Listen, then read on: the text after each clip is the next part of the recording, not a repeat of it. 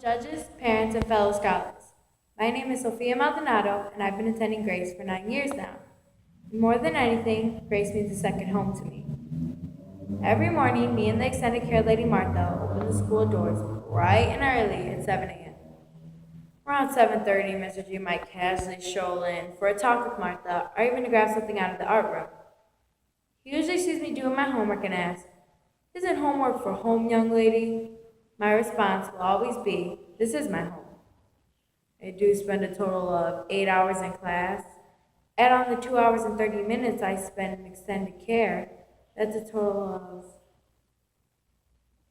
Did they teach me my math right? Yep, that's a total of 10 hours and 30 minutes I spend in this building every day. I'm not complaining much, but all this extra time did help me create a special bond with everyone here. 11 years ago, I joined Grace Christian Academy, and from the minute I stepped into this building, I've been growing.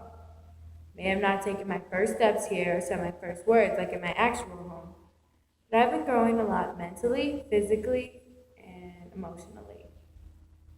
From when Ms. Ganhuda taught us how to count to 100, I went home and displayed my wonderful talents to everyone, to when Ms. Brown taught us to write our name in cursive. It did take a little longer to learn, but you better believe my name was on every piece of paper in sight. Every word I speak, math problem I solve, or speech I say will be a thanks to every one of my teachers here at Grace. From learning to count to 100 to solving the Pythagorean theorem, this school has watched me grow, and I've watched this school grow along with me.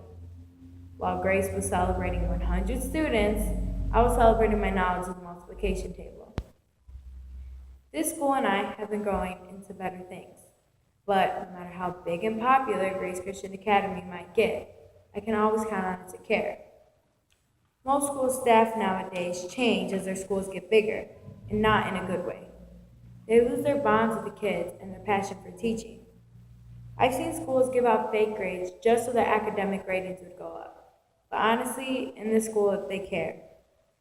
When I was younger, I was taught with singing, dancing, acting, and basically any form of art there was. I always remember doing acting skits and dancing skits in chapel. And of course, to this day, pre-K still puts on some of the best skits.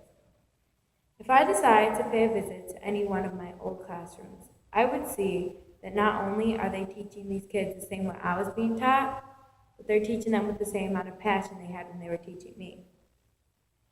Whether it's teachers staying hours before and after school to work one-on-one with you, or even them setting up color-coded folder arrangements when you're falling behind on work, they're always here for us.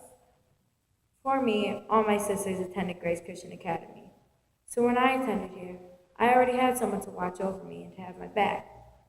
When my sister had to graduate, I was scared to come back to school. What would it be like? Who would I stay with after school? Who would watch over me?